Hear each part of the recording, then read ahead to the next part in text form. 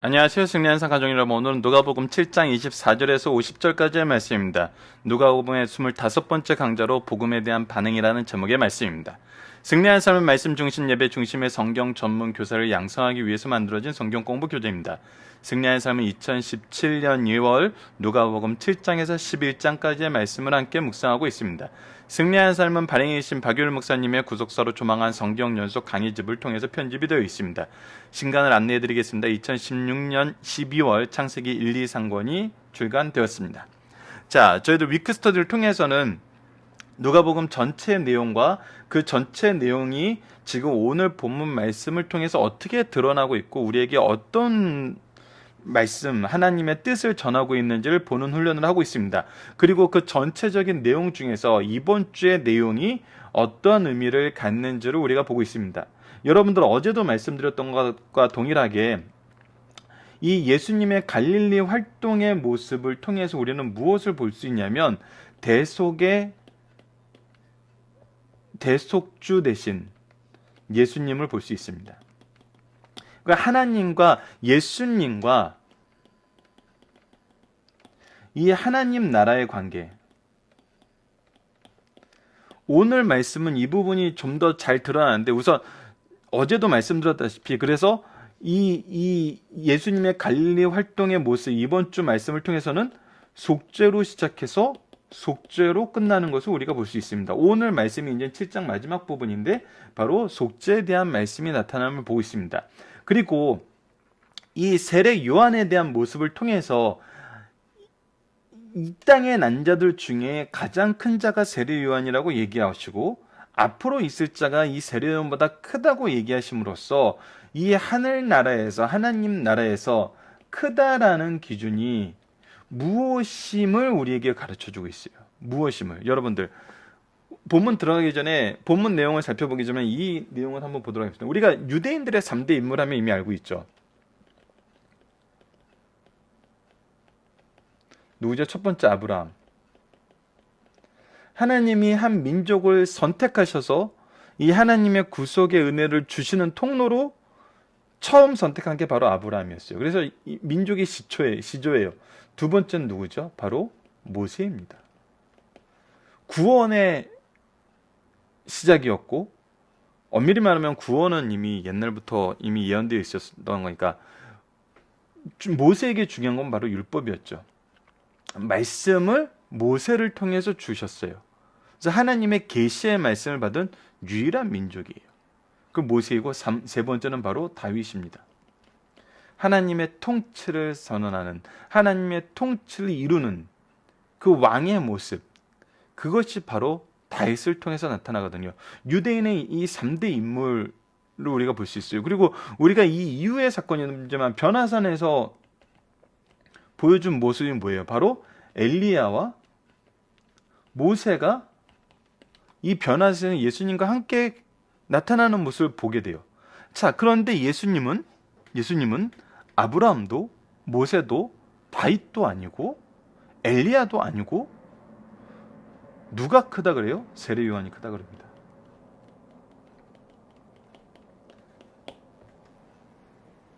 유대인들은 3대 인물 아브라함, 모세, 다윗을 두고 있고 선지자 중에 가장 큰 선지자라고 하는 엘리야 선지자에 대해서도 우리가 자주 얘기하고 있는데 왜 예수님은 이러한 인물들에 대해서는 언급하지 않으시고 세례 요한이 가장 크다라고 했을까요? 이렇게 크다라고 얘기하고 앞으로 오는 모든 성도들은 세례 요한보다 크다 그래요. 그러면 우리는 이 크다라고 예수님께서 평가하신 그 평가의 기준을 알아야 된다는 거죠. 우리가 계속해서 얘기하지만 우리는 우리의 삶의 기준이 우리 스스로의 기준과 우리의 생각의 기준이 아니라 하나님의 기준을 바로 아는 데 있는 거거든요. 말씀은 우리에게 계속적으로 이것을 가르쳐주고 있거든요. 창세기 3장 22절에서 선악을 아는 일에 우리와 같이 되었다는 것은 이제 더 이상 하나님의 기준을 따르지 않고 자신들의 기준을 세우면서 사는 것이 죄의 특징이라는 것을 우리에게 가르쳐주고 있어요.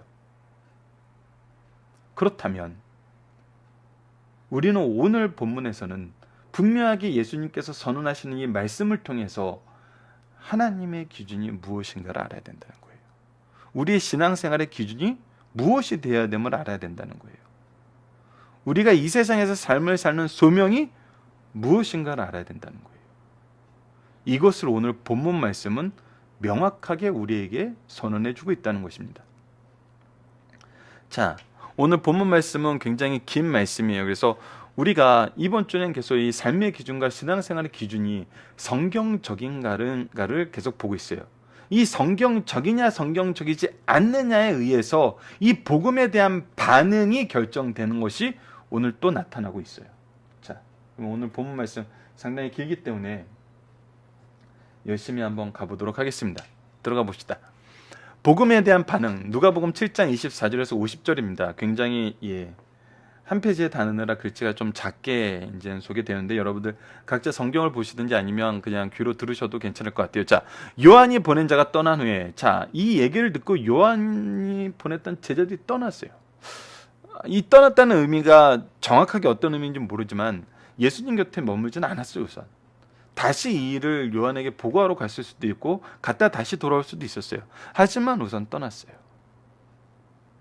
예수께서 무리에게 요한에 대하여 말씀하시던 너희가 무엇을 보려고 광야에 나갔더냐. 너희들이 처음에 광야에 나갔던 그 궁극적인 이유가 무엇냐는 거예요. 세례 요한이 회개의 세례를 외치고 있는데 왜 그 외침에 귀를 기울였냐는 거예요. 무엇을 기대했냐는 거예요. 너희들이 바람에 흔들리는 갈대냐? 이리저리 생각을 바꾸고 이 사람에게 맞춰주고 저 사람에게 맞춰주고 이러한 적응력이 뛰어난 사람을 보려고 하느냐? 그럼 너희가 무엇을 보려 나왔더냐? 부드러운 옷을 입은 사람이냐? 오히려 출세하고 어떤 지위가 있어서 우리가 무엇인가를 부탁할 수 있는 사람인가? 하지만 그런 사람들은 광야였거든요. 왕궁에 있어요. 보라, 화려한 옷을 입고 사치하고 지내는 자는 왕궁에 있느니라. 그런 자를 보려면 왕궁에 갔어야 됐어요. 근데 왜 광야로 나갔냐는 거예요. 그러면 너희가 무엇을 보려고 나갔더냐? 선지자냐? 옳다. 무엇을 보러 간 거예요? 선지자를 보러 간 거예요. 선지자를 보러 갔다는 것은 무엇냐는 거예요. 하나님의 말씀을 들으러 갔다는 거예요. 하나님을 향하여 나아갔다는 거예요. 내가 너에게 이르노니 선지자보다 훌륭한 자니라. 예수님께서 평가하세요. 세례 요한에 대해서 선지자보다 훌륭한 자니라. 이 세례 요한이 어떤 사람이냐면 이미 구약에 예언된 사람인 거예요. 기록된 바 보라, 내가 내 사자를 내 앞에 보내노니 그가 내 앞에서 내 길을 준비하리라 한 것이 이 사람에 대한 말씀이냐. 이건 우리가 이미 1장 2장에서 충분히 살펴봤어요. 충분히 살펴봤어요. 내가 너희에게 말하노니 여자가 낳은 자 중에 요한보다 큰 자가 없도다. 아까 말씀드렸다시피 아브라함, 모세, 다윗, 엘리야, 여자가 낳은 자 중에 다 들어가요. 근데 이 세례요한보다 큰 자가 없대요. 그러나 더 놀라운 것은 하나님 나라에서는 극히 작은 자라도 그보다 크니라 하시니라. 자, 우리가 지금 5장에서부터 7장까지의 말씀이 무엇에 대한 말씀?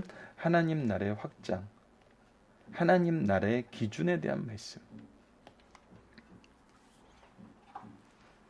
이 얘기는 지금 뭐냐면 요한 이전의 사람들 중에 요한보다 큰 자가 없지만 지금 현재 너희들부터 그 이후에 있는 사람들은 극히 작은 자라도 그보다 크니라. 어디에서? 하나님의 나라에서, 하나님의 백성들 중에서. 자, 여기서 기준은 뭘까요? 여기서 기준이 뭘까요? 그 부분에 대해서 굉장히 중요한 단서를 주고 있어요. 29절에 30절. 모든 백성과 세리들은 이미 요한의 세례를 받은지라. 요한의 세례는 무슨 세례였어요? 회개의 세례였어요. 회개하라, 천국에 가까워왔느니라. 이 말씀에 의한 회개의 세례였어요. 즉 그들이 예수 그리스도를 통해서 우리에게 오시는 임마누엘 되신 하나님과 하나님의 나라를 이들은 소유하게 됐다는 거예요. 그런 사람들은 이 말씀을 듣고 하나님은 의롭다 하되, 그러나 그러지 못한 사람들, 회개가 없던 사람들, 바리새인들과 율법교사들은 그 세례를 받지 아니하므로 그들 자신을 위한 하나님의 뜻을 저버리느니라. 하나님의 뜻은, 하나님의 구속은 누구를 위한 거냐면 나를 위한 거예요. 우리를 위한 거예요. 인류를 위한 거예요. 온 우주를 위한 거예요. 그런데 이것을 저버리게 된다는 거예요. 왜? 그들이 하나님의 임재 앞에 무릎을 꿇지 못했으므로. 예수 그리스도를 구주로 시인 못하는 것은 회개함이 없었기 때문이란 거예요. 그래서 이들이 지금 처해 있는 상황이 어떻다는 거예요. 또 이르시되 이 세의 사람들은 무엇으로 비유할까? 무엇과 같은가? 비유하건대 아이들이 장터에 앉아 서로를 불러 이르되 우리가 너희를 향하여 피를 불어도 너희가 춤추지 않고 우리가 곡하여도 너희가 울지 아니한가 같도다. 말씀에 의해서, 하나님의 기준에 의해서 기뻐할 때 기뻐하지 못하고 슬퍼할 때 슬퍼하지 못해요. 세례 요한이 와서 떡도 먹지 아니하고 포도주 마시지 않으면 너희니 말하며 귀신이 들렸다 하더니 인자는 와서 먹고 마시면 너희는 말이 보라 먹기를 탐하고 포도주를 즐기는 사람이요 세인과 죄인들의 친구로다니. 뭐예요? 자기 기준에 의해서, 즉 자의에 의해서 이리저리 왔다 갔다 하는 갈대 같은 이 모습을 보게 되는 거예요. 내 뜻이 맞아야 되는 것이지 그들이 하나님의 기준으로 보지 않는다는 거예요. 그러나 35절 말씀입니다. 지혜는 자기의 모든 자녀로 인하여 옳다함을 얻느니라. 하지만 하나님 나라를 아는 것은, 예수 그리스도를 아는 것은, 하나님의 구원의 계획을 아는 것은 그 자녀들을 통해서 증명된다는 거예요. 실질적인 역사와 근거와 능력이 그들 안에서 펼쳐진다는 거예요. 말씀대로 이루어진다는 거예요. 자, 그럼 다시 한번 이쯤에서 정리를 해봅시다. 이 세상에서 큰다 하는 거에 기준은 무엇인가요?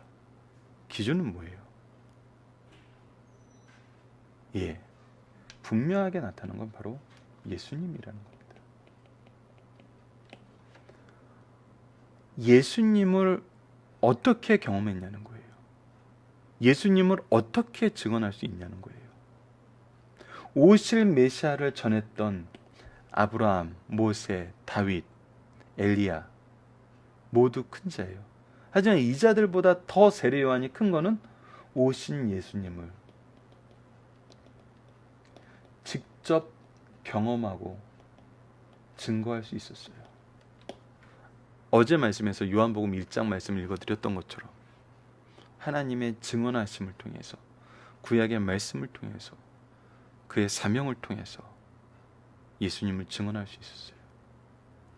그러나 무엇까지 증언하지 못했어요. 예수님의 구속과 부활까지는 증언하지 못했어요. 하지만 우리는 무엇을 증언해요? 예수 그리스도의 구원의 완성과, 십자가의 구원의 완성과 부활을 증거해요. 십자가의 구원의 완성과 부활을 증거해요. 우리가 크다 작다, 하나님 나라에서 크다 작다의 기준은 뭐예요? 예수 그리스도고 예수 그리스도의 구속사예요. 이것이 하나님 나라의 기준이에요. 하나님 나라에서 크다 작다는 기준이란 거예요. 이 기준은 지금도 유효한 기준이란 것입니다. 자, 이 기준에 의해서 나타나는 반응을 극명하게 보여주는 한 사건이 36절에서 50절까지 기록되어 있습니다. 한 바리새인이 예수께 자기와 함께 잡수식을 청하니 이에 바리새인 집에 들어가 앉아 있을 때 그 동네에 죄를 지은 한 여자가 있어 예수께서 바리새인 집에 앉아 계심을 알고 향유 담은 옥합을 가지고 와서 예수 뒤로 그 발 곁에 서서 울며 눈물로 그 발을 적시고 자기 머리털로 닦고 그 발에 입 맞추고 향유를 부으니, 이 사람은 지금 예수님을 누구로 보는 거예요?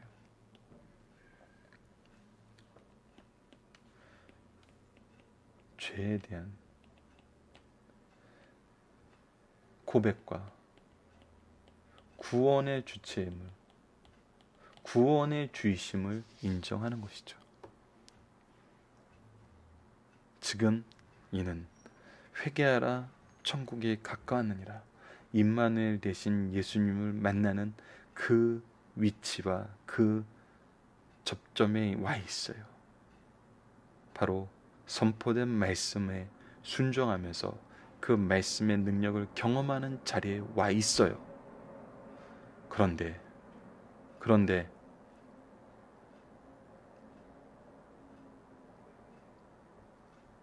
그것을 경험하지 못하는 사람도 있습니다. 예수를 청한 바리새인들이 그것을 보고 마음에 이르되 이 사람이 만일 선지자라면, 이 사람의 선지자의 기준은 뭐예요? 하나님의 은총이 아니라 죄인들을 책망하고 정죄하고 이런 자들과는 상종하지 않는 게 이 사람이 생각하는 선지자의 기준이에요. 만일 선지자라면 자기를 만지는 이 여자가 누구며 어떠한 자고 죄인 줄 알았으리라거늘 예수께서 이르시되 시몬아 내가 내게 이를 말이 있다 하니 그가 이르되 선생님 말하옵소서 할 때, 이 사람은 지금 예수님을 선생님이라고 얘기를 하고 있어요. 바리새인이에요. 이르되 빚 주는 사람에게 빚진 자가 둘이 있는데 하나는 500데나리온을 줬고 하나는 50데나리온을 줬는데 갚을 것이 없으므로 둘 다 탕감해 주었으니 둘 중 누가 그를 더 사랑하겠느냐? 시몬이 대답하여 이르되 내 생각에는 많이 탕감받은 자니이다. 이르시되 내 판단이 옳다 하시고 그 여자를 돌아보시며 시몬에게 이르시되 이 여자를 보느냐? 내가 내 집에 들어올 때는 너는 내게 발 씻을 물도 주지 아니었을 때 이 여자는 눈물로 내 발을 적시고 그 머리털을 닦았으며 너는 내게 입 맞추지 아니었을 때 그는 내가 들어올 때부터 내 발에 입 맞추기를 그치지 않았으며 너는 내 머리에 감람유도 붓지 아니었을 때 그는 향유를 내 발에 부었느니라. 이것은 유대 전통을 아는 사람들에게는 이 사람이 예수님을 어떻게 대했는지 보여준 내용이에요. 그는 선생님 말씀하시옵소서라고 얘기했지만 단 한 가지도 선생에 대한 예의를 취하지 않았어요. 선생에 대한 예의뿐만 아니라 일반적인 손님에 대한 예의도 취하지 않았어요. 즉 예수님을 초대는 했지만 그를 손님으로 보지 않았다는 거예요. 이거는 기본적으로 발을 씻을 물을 주고 환영의 입맞춤을 하고 감람유를 붓는 것은 손님에게 행하는 기본 예절이에요. 이 모든 것을 하지 않았어요. 하지만 이 여자는 눈물로 발을 적시고 그냥 입맞추는 것이 아니라 철저하게 엎드려서 낮은 자로서 발에 입맞추고 가장 일반적인 감람유도 붓지 않은 그것이 아니라 자신이 준비할 수 있는 최상의 향유를 가지고 예수님을 맞이했다는 거예요. 철저하게 예수님 앞에 무릎 꿇고, 즉 죄를 고백하고 섬긴다는 거예요. 인정한다는 거예요. 누구로? 구원의 주로. 구원의 주로. 이러므로 내가 말하니 그의 많은 죄가 사하여졌도다. 이는 그의 사랑함이 많음이라. 사함을 받은 일이 적은 자는 적게 사랑하느니라. 이 여자에게 이르시되 내 죄 사함을 받았느니라 하시니. 바로 이것이 예수님의 사역이잖아요. 함께 앉아 있는 자들이 속으로 말하되 이는 누구에게 죄도 사는가 하더라. 예, 복음에 대한 반응입니다.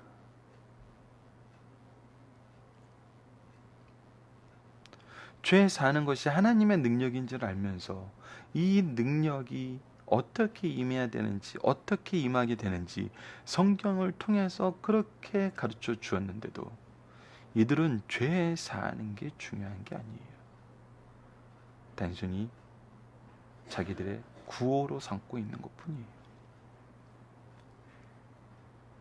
예수께서 여자에게 이르시되 내 믿음이 너를 구원하였으니 평안히 가라 하셨느니라. 누구에 대한 믿음?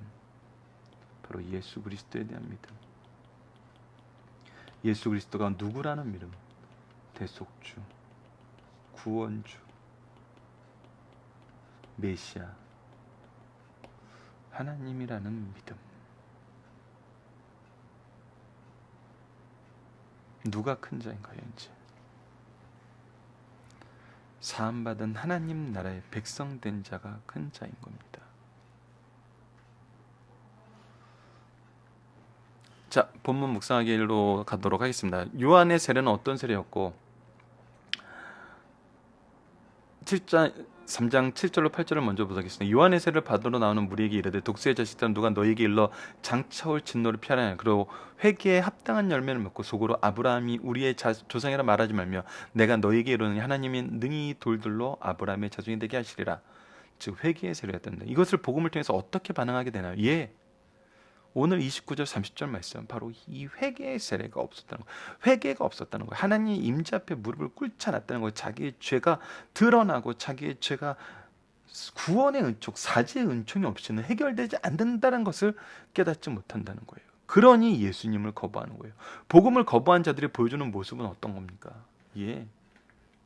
하나님의 기준과 같지 않아요. 기뻐해야 할 때 함께 기뻐하지 못하고 울어야 될 때 같이 울지 못하고 자기 기준에 의해서 하나님의 일꾼들을 판단하고 죽이는 데 앞장섰지 않았습니까? 이 얘기는 사도행전에서 우리 스데반의 마지막 설교에서 나타났잖아요.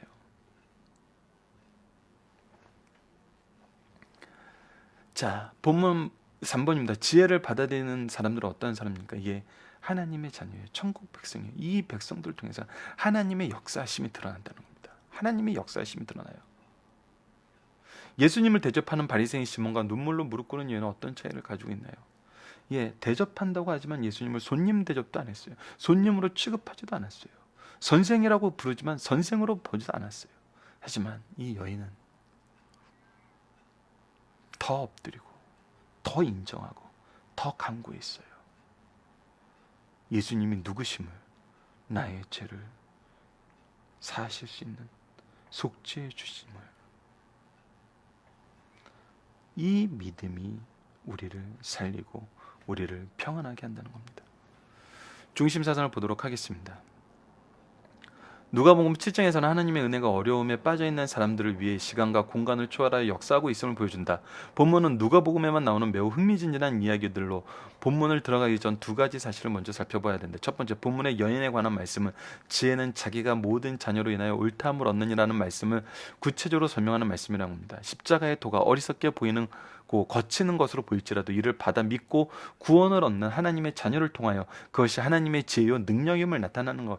하나님의 백성들을 통해서, 하나님 나라의 백성들을 통해서 이 능력이 나타나고 이 지혜가 나타난다는 거예요. 증명된다는 거예요. 인정받게 된다는 거예요. 우리를 보는 모든 사람들이 이것을 인정하게 된다는 거예요.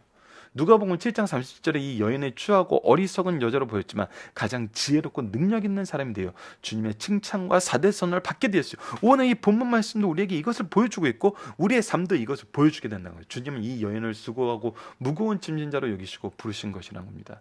수고하고 무거운 짐진 자들아 다 내게로 오라, 내가 너희를 쉬게 하리라고 마태복음 11장 28절에 말씀하셨습니다. 이 여인은 주님의 초청을 제대로 받은 사람이었어요. 그 여인은 이전엔 대부분 사람들이 함께 있기를 꺼리는 사람이었어요. 그러나 그녀도 주의 초청의 대상이 되었고 그녀가 그토록 감사하는 것을 보아 그 여인의 심령 가운데 평안을 주셨음을 확신할 수 있습니다. 자, 하나씩 보도록 하겠습니다. 첫 번째입니다. 구약의 성도들에 비해 신약의 성도들이 누리는 특권의 우월성을 가르쳐준다.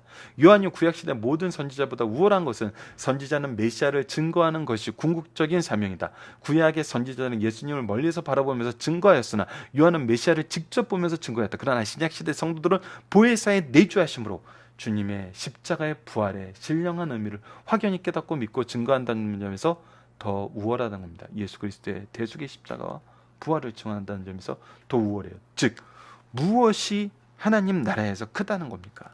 바로 예수님이 기준이 돼야 된다는 거예요. 예수님이. 우리 지금 현재 교회에서도 예수님이 기준이 돼야 된다는 겁니다. 그러나 오늘 성도들은 어떤 지위와 특권 속에 있는가를 깨닫고 이것이 지위와 특권을 결정해요. 더욱 충성스럽게 살 것을 가르쳐 주시는 말씀입니다. 두 번째입니다. 참된 지혜자는 복음에 대한 반응을 알 수 있다는 겁니다. 자기 죄를 회개하고 중생의 경험이 없는 자들은 그 심령이 사악할 뿐 아니라 때로는 어떤 사건, 특히 영적인 영적에 매우 왜곡된 사고와 행동을 하게 된다는 거예요. 예, 이미 믿었던 사람들이고 이미 말씀을 아는 사람들인데 더 왜곡된 시선으로 예수님을 보고 있어요. 예수님 시대의 참된 지혜는 요한을 통해 선포되고 예수님께서 성취하신 참된 진리를 받아들임으로 알 수 있어요. 어느 시대나 구약의 선지자를 통해 예고하시고 예수께서 오셔서 성취하신 구원의 복음을 받아들일 수 있는 사람이 참된 지혜자라는 겁니다. 언제 어디서도 복음에 대한 바른 수용자가 참된 지혜자라는 사실을 가르쳐 주신 말씀입니다. 세 번째입니다. 복음을 받기 좋은 여건은 큰 축복이지만 거부가 더 큰 저주가 된다고 합니다. 복음을 전할 때 영접하는 사람과 거부하는 사람이 있어요. 또 대다수가 영접하는 도시와 국가가 있고 대다수가 거부하는 도시와 국가가 있어요. 복음을 받을 때 믿을 수 있는 좋은 조건, 환경은 큰 축복이에요. 그러나 복음을 거부하는 자는 심판 때 더 엄한 심판을 받게 된다는 사실을 주님께서는 가르쳐 줍니다. 주 앞에 겸손히 회개한 자만 구원을 얻을 수 있다는 겁니다. 시므온의 경우처럼 그리스도를 존경하고 초청하고 응한 사람도 회개하지 못하면 구원의 은총에 참여하지 못할 수 있다는 거예요.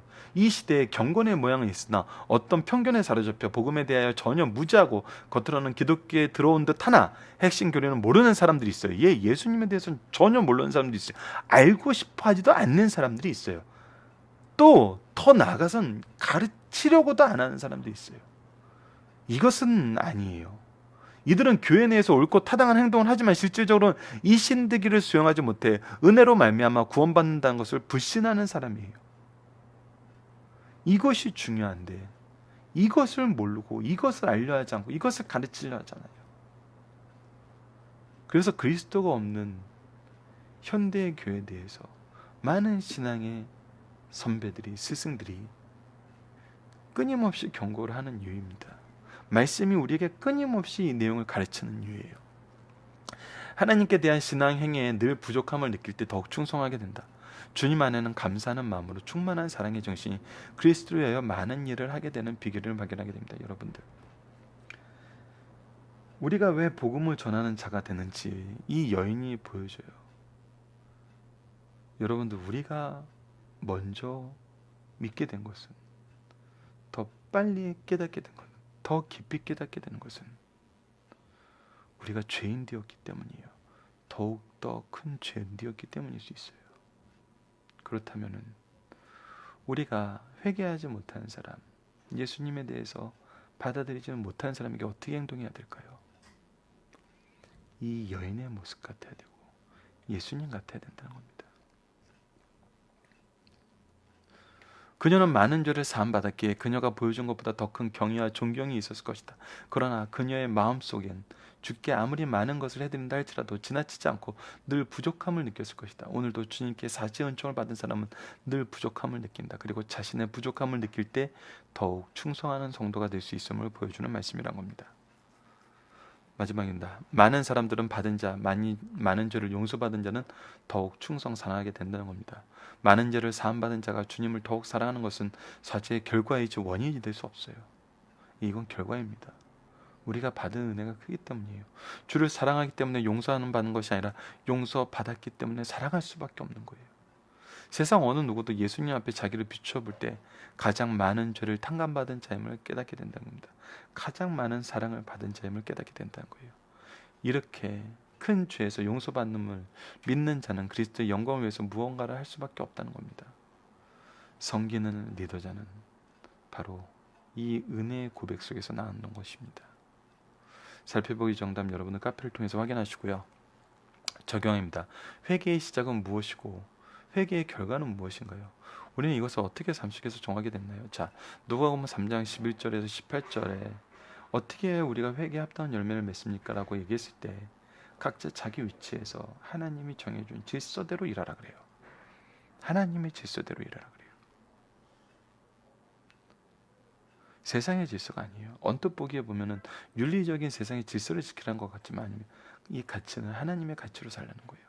하나님을 기준으로 살라는 거예요. 그곳에서 복음의 통로가 되게 된다는 겁니다. 그곳에서 복음의 확장을 이루는, 예수 그리스도를 증언하는, 예수님께서 평가하신 더 크다고 얘기하는 그 하나님 나라의 백성으로서의 삶을 살게 된다는 거예요.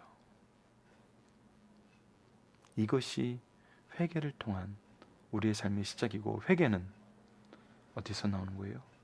예수 그리스도의 초청에 응답함으로써 예수 그리스도의 임재 앞에 무릎 꿇음으로써 주 우리가 먼저 사랑받았고 먼저 대속의 은혜를 얻었기에 사랑할 수밖에 없고 회개할 수밖에 없었던 거고, 이것은 은혜이기 때문에 우리의 특권이 될 수가 없고 우리의 권리가 될 수 없고 우리는 사랑하는 사람이 될 수밖에 없다는 내용이 바로 오늘 본문 말씀을 통해서 우리가 정의할 수 있는 부분입니다. 말씀을 기초로 기도하기를 통해서 마치겠습니다. 하나님, 누가복음을 통해서 우리로 하여금 예수님을 만나고 그 안에서 복음의 참된 은혜와 능력을 경험하게 하심을 감사합니다.